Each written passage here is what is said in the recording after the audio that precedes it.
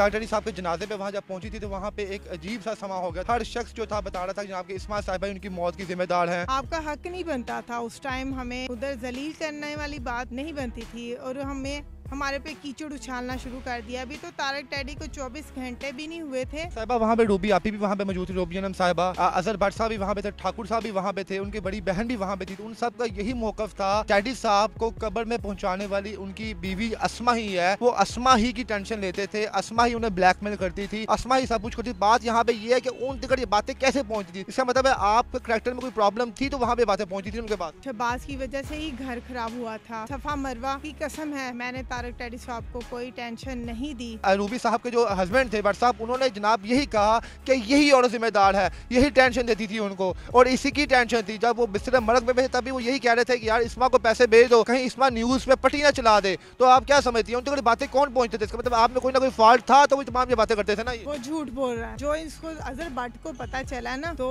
वो मुझसे बात करे अदालत में आके, मैं उसको दिखाऊं मैं कैसी थी। और मैं 3 माह या 2 माह बाद खर्चा जरूर लेती थी, 21,500, इसके अलावा कुछ नहीं लेती थी। अजहर भट्ट साहब को चाहिए था सफा मरवा पे प्यार रखते, हाथ रखते। ऐसी बात होती बैठ के बात करते, मीडिया में उछालते नहीं। ऐसी घर में क्या आपकी बेटियां नहीं थी या बहनें नहीं थी? मैं भी किसी की बहन हूँ। अगर ऐसा मसला होता ना तो मैं आपको जरूर दिखाती, आप देखते। जी अस्सलाम वालेकुम नाज़रीन, मैं हूं आपका मेज़बान इर्तज़ा भट्ट और आप देख रहे हैं आरपी प्रोडक्शन। नाज़रीन, इस्मा साहिबा टाटरी साहब के जनाजे पे वहाँ जब पहुंची थी तो वहाँ पे एक अजीब सा समा हो गया था, जहाँ पे हर शख्स जो था बता रहा था कि जनाब के इस्मा साहिबा उनकी मौत की जिम्मेदार हैं। तो वहाँ पे आप जब आई मैडम वहाँ पे तो आपने ये इल्ज़ाम थे आपके ऊपर कि आप ही उनकी मौत की जिम्मेदार हैं। शहबाज साहब ने भी ये कहा वहाँ पर, और रूबी अनम साहिबा के जो हस्बैंड थे अजहर भट्ट साहब, उन्होंने भी यही कहा कि टाटरी साहब बिहाइंड द स्टेज भी वो आप की वजह से टेंशन में रहते। तो आप क्या कहेंगी? बिल्कुल भी नहीं टेंशन में रहते थे। आपने अगर बात करनी है ना, अदालत में आके ज़रा देखें खर्चा मैं कैसे लेती थी। आपका हक नहीं बनता था उस टाइम, हमें उधर जलील करने वाली बात नहीं बनती थी और हमारे पे कीचड़ उछालना शुरू कर दिया। अभी तो तारक टैडी को 24 घंटे भी नहीं हुए थे। आपको बहुत दुख था उस टाइम। अगर दुख होता ना तो तारक टैडी साहब की बच्चियों पे हाथ रखते और उनको बताते कि हम आपके साथ हैं। पर किसी ने आपके पीछे, जिसने गलत बातें की है ना आपके साथ, आपको तो पता ही नहीं। अगर करनी है ना बात, कोर्ट में आके देखें मेरे साथ। साहिबा वहाँ पे रूबी आपी भी वहाँ पे मौजूद थी, रूबी अनम साहिबा, अजहर भट्ट साहब भी वहाँ पे थे, ठाकुर साहब भी वहाँ पे थे, उनकी बड़ी बहन भी वहाँ पे थी। तो उन सब का यही मौकफ था कि टैडी साहब को कब्र में पहुँचाने वाली उनकी बीवी अस्मा ही है, वो अस्मा ही की टेंशन लेते थे, अस्मा ही उन्हें ब्लैकमेल करती थी, अस्मा ही सब कुछ करती थी। बात यहाँ पे ये है कि उन तक ये बातें कैसे पहुँचती थी, इसका मतलब है आपके करैक्टर में कोई प्रॉब्लम थी तो वहाँ पे बातें पहुँची थी उनके पास। बिल्कुल भी नहीं, मैं ऐसी हुई नहीं थी। इसी की वजह से घर खराब हुआ था, शहबाज की वजह से, शहबाज की वजह से ही घर खराब हुआ था। सफ़ा मरवा की कसम है, मैंने तारक टैडी साहब को कोई टेंशन नहीं दी। आप जानते हैं कि अदालत में 2 माह खर्चा ना आए तो जज साहिबा ही वारंट निकालती, मेरा कोई उधर कानून नहीं चलता। अजहर साहब आपको वो रिप्लाई कर रहे थे तब आप खामोश थी वहाँ पे। जी मैं इस्मा साहिबा वहाँ पे देखे जब आप वहाँ पे मौजूद थी वहाँ पे तारक साहब के जनाजे के ऊपर, तो वहाँ पे जो रूबी साहब के जो हस्बैंड थे भट्ट साहब, उन्होंने जनाब यही कहा कि यही औरत जिम्मेदार है, यही टेंशन देती थी उनको और इसी की टेंशन थी। जब वो बिस्तर मरग में थे तभी वो यही कह रहे थे कि यार इस्मा को पैसे भेज दो, कहीं इस्मा न्यूज़ में पट्टी ना चला दे। तो आप क्या समझती हैं उन तक बातें कौन पहुँचते थे? इसका मतलब आप में कोई ना कोई फॉल्ट था तो वो तमाम ये बातें करते थे ना। ये वो झूठ बोल रहा है। जो इसको अजहर भट्ट को पता चला ना तो वो मुझसे बात करे अदालत में आके, मैं उसको दिखाऊं मैं कैसी थी। और मैं 3 माह या 2 माह बाद खर्चा ज़रूर लेती थी, 21,500, इसके अलावा कुछ नहीं लेती थी। और तारक टैडी साहब के साथ अगर मुझे कोई गिला शिकवा भी होता ना तो और बात थी, तुम्हारा तो हक ही नहीं बनता था उस जगह। मैयत का 24 घंटे नहीं हुए थे तारक टैडी साहब के इंतकाल को। तो सफ़ा मरवा की माँ और सफ़ा मरवा को तुमने देखा नहीं कि हमें सदमा था। मैंने उस बात का जवाब नहीं दिया था, मैंने ये जवाब ज़रूर दिया था कि आप अदालत में जाके देखें ज़रूर। अगर आप कसूरवार निकली अदालत में जाकर तो आप माफ़ी मांगेंगी फिर? बिल्कुल भी नहीं। अच्छा, कसूरवार निकल के भी आपने माफ़ी नहीं मांगी? क्यों, मैं किस बात की? अगर आप कसूरवार निकलती हैं, इन्वेस्टिगेशन होती है और आप उसमें कसूरवार निकलती हैं, अगर वो लोग कसूरवार निकलेंगे वो लोग माफ़ी मांगेंगे, अगर आप निकलेंगे तो आप मांगेंगे, आप तब भी नहीं मांगेंगे आप? क्यों माफ़ी मांगूं मैं उनसे? बताएं, मैंने तो कोई गलत बात ही नहीं के की। मुताबिक जैसे अजहर भट्ट साहब कह रहे हैं और बाकी आर्टिस्ट कह रहे हैं कि आपने ही उनको जहनी मफलूज बनाया था, अगर आप कह रही है बात तमाम सरासर झूठ है, मैंने जहनी टेंशन नहीं दी, अगर उनके पास कोई ऐसे एविडेंस हो जिसमें आप उनको ब्लैकमेलिंग जिंदगी और मौत अल्लाह ताला के हाथ से है, किसी के कहने पे मौत नहीं आ जाती, या मैंने कह दिया तो तुम्हें मौत आ जाएगी, नहीं, वो अल्लाह ताला की ज़ात बैठी है। मैं बिल्कुल नहीं देती थी। अगर ऐसी होती तो मैं तारक टैडी साहब की बेटियों को मिलाने आती जुलाई में भी, और 2 नवंबर को भी दिखाने आती। भी आप 2 दिन घर में रही हैं, बाद में आपने 15 पे कॉल कर दी थी, उनके भाई ने ये बात नहीं बताई? ये गलत बातें आप छोड़ दें प्लीज़। अल्लाह ताला उनको जन्नत फरदौस में आला मकाम दे। ऐसी बातें करेंगे बहुत कुछ निकलेगा।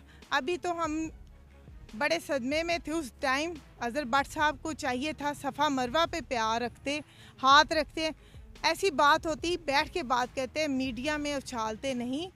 ऐसी घर में क्या आपकी बेटियां नहीं थी या बहनें नहीं थी? मैं भी किसी की बहन हूँ। अगर ऐसा मसला होता ना तो मैं आपको ज़रूर दिखाती, आप देखते। 3 माह से मैं खर्चा नहीं ले रही थी। अगस्त, सितंबर, अक्टूबर, नवंबर 26,000 से ऊपर खर्चा हो गया था, 10% बढ़ गया था हमारा। और जो मैं ले रही थी 21,500, वो पुराना खर्चा था जो पड़े हुए थे। ठाकुर साहब के दोस्तों में से आर्टिस्ट में किसी ने बच्चियों को सर पे हाथ रखा? किसी ने भी नहीं पूछा। अभी भी हमें 10 दिन हो गए इधर बैठे हुए। आपने देखा है इंटरव्यू हम कहाँ देते, रोडों पे या किधर जाके, किसी के घर हमें रहने के लिए भी जगह बहुत मुश्किल से है। अरे ठाकुर साहब ने भी सपोर्ट दी है, पर प्यार दिया है फ़ोन की हद तक, पर बाकी लोगों ने किसी ने ताउन भी नहीं किया सफ़ा मरवा के लिए। ठाकुर साहब ने उनकी कोई हेल्प की बात की आपने? नहीं, बिल्कुल भी नहीं। किसी अफसोस के लिए कॉल की? बिल्कुल अफसोस के लिए। भट्ट साहब के लिए मेरा पैगाम है, जाके ना अदालत में चेक करें। मैं 21,500 ले रही थी। मैंने जब वारंट निकले थे ना 2 नवंबर को, मुझे इतला आई तारक टैडी साहब बहुत बीमार हैं। मैंने उनको कहा वारंट रोक दें, कोई खर्चा नहीं अभी करना, जब तारक टैडी साहब ठीक हो जाएंगे तब खर्चा लेंगे, इसके अलावा कुछ नहीं है। मैंने जब तारक टैडी साहब को अल्लाह जन्नत फरदौस में आला मकाम दे, उनके ख़िलाफ़ कोई बात भी नहीं करना चाहती, क्योंकि आप लोगों को भी चाहिए उनके ख़िलाफ़ कोई बात ना उछालें, और मेरे बच्चियों की लिए भी ये बात मीडिया में ना उछालें। इनके मुस्तकबिल के बारे में सोचें। ये भी किसी की बेटियां हैं, वो भी तारक टैडी की बेटियां हैं। इनके लिए स्कूल में प्रॉब्लम। आपके लिए कोई पैगाम देने ठाकुर साहब ने जनाब बच्चियों को सर पे हाथ रखा? जी इस्मा साहिबा, मेरी बात सुने, हमारे यहाँ पे आने का मकसद ये है कि इन बच्चियों को इनका इंसाफ मिले, बच्चियों का जो हक बनता है वो मिले। हमें आपके साथ कोई सरोकार नहीं है, क्योंकि आप 11 साल से उनके साथ ताल्लुक़ में नहीं रही। अब देखें टैडी साहब तो इस दुनिया में नहीं रहे, तो कफ़ालत तो अब पॉसिबल नहीं है। टैडी साहब पहले कमाते थे, आप भी खाती थी, बच्चियाँ भी खाती थी, सोनू भी खाता था। अब तो वो इस दुनिया से चले गए हैं। सोनू अभी खुद छोटा है, पढ़ता है, अभी उसको जॉब लगेगी, कमाएगा, अपना को जो वो सिस्टम सीधा करेगा घर का, उसके बाद अपनी बहनों के बारे में सोचेगा। तब आप क्या कहती है? आप कहती है आप कफ़ालत के बारे में क्या कहती है? मैं यही कहूँगी कि देखें, हुकूमत से यही अपील है कि इन बच्चियों की कफ़ालत के लिए मेरे साथ कोऑपरेट किया जाए, और मुझे उधर से कुछ नहीं मिलना, क्योंकि जो भी करना है आप लोगों ने ही इन सफ़ा मरवा के लिए करना है, क्योंकि मैं कैसे गुजारा करूँगी। तारक टैडी साहब 21,500 देते थे, अल्लाह उनको जन्नत फरदौस में आला मकाम दे। तो प्लीज़ उनके जो फील्ड में वो काम करते थे, जिस फील्ड में वो काम करते थे, सखी सरवर के पास और अरशद चौधरी के पास, उनको भी चाहिए था कि सफ़ा मरवा के सर पे हाथ रखते। अभी आपने सही सरवर का नाम भी लिया और अरशद चौधरी का नाम भी लिया है। आप पे ये भी इल्ज़ामात हैं कि आप टैडी साहब के जितने भी दोस्त थी उनके साथ राब्ते में थी, आप उनको मैसेजेस करती थी, आप उनको बताती थी कि टैडी साहब आपके साथ खुश नहीं हैं, आप उनके साथ खुश नहीं हैं। तो ये भी एक बड़ी आपकी नाचाकी की वजह बनी कि आपके तल्लुकात उनके तमाम साथियों के साथ भी थे। नहीं, बिल्कुल भी नहीं थे। मैंने अब उनसे कहा है कि प्लीज़ इन बच्चियों के लिए आप हक की आवाज़ उठाएं, सफ़ा मरवा को हक दें। अगर सफ़ा मरवा तारक टैडी की औलाद है, मेरा उनसे कोई वास्ता नहीं था। शादी से पहले, शादी के बाद जब मेरी शादी तारक टैडी से हुई थी, तब मैं उनको किसी को फ़ोन नहीं करती थी। आप उनके वालिद को घर में गालियाँ नहीं निकालती? नहीं, मेरे वालिद साहब की तरह थे, मैं उनको गालियाँ नहीं निकालती थी, मैं उनकी इज़्ज़त करती थी।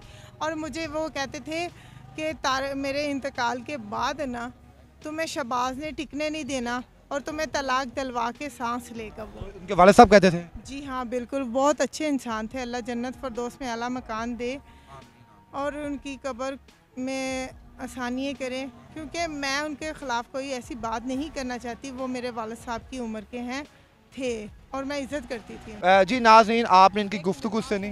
जी जी। देखिए, मेरा करैक्टर बिल्कुल सही है, मेरा कोई ऐसा किसी से गलत रिश्ता नहीं है, ना मैं कभी किसी को फ़ोन करती थी, ना फील्ड वालों को। मैं अगर बैठी थी ना, 10 साल हो गए, मैंने अगर शादी करनी होती ना तो मैंने कर लेनी थी, सफ़ा मरवा का तारा टेडी को वापस दे देती। पर अब नई शादी नहीं की मैंने, तारा टेडी साहब की बेटियाँ पाल रही हूँ मैं, इनकी कफ़ालत मैं खुद कर रही हूँ। खर्चे का मामला था वो मैं अदालत से ले रही थी और इसके अलावा मुझे कोई किसी ने कुछ नहीं दिया। मैडम, अल्लाह पाक आपकी और बेटियों की और सोनू की तमाम मुश्किलात दूर फरमाए। हमारा यहाँ पे मकसद को थिएटर लगाना नहीं है कि टेडी साहब की रूह को ऊपर तकलीफ पहुँचे। हमारा मकसद यहाँ पे कि बेटियाँ भी अपने घर में खुश रहें और सोनू भी अपने घर में खुश रहे। जी नाज़रीन, आपको इस्मा साहबा की बातें कैसी लगी आप कमेंट सेक्शन में लाजिम बताइए। और हम बस चाहते हैं कि टेडी साहब की बेटियाँ और बेटे अपने घर में खुश आबाद रहें। इसके साथ ही अपने मेज़बान को इजाज़त दीजिए। अल्लाह हाफ़िज़। प्लीज़ शहबाज का मुंह बंद करवाएं, मेरे पे मेरी बच्चियों पे कीचड़ उछाल रहा है, वो मीडिया में मिसालें दे रहा है, एक कुत्ते की तरह मिसाल दे रहा है कि कुत्ता भी वफादार होता है। ये मिसालें देना बनता नहीं, इसको तारे टाडी साहब की बेटियां हैं।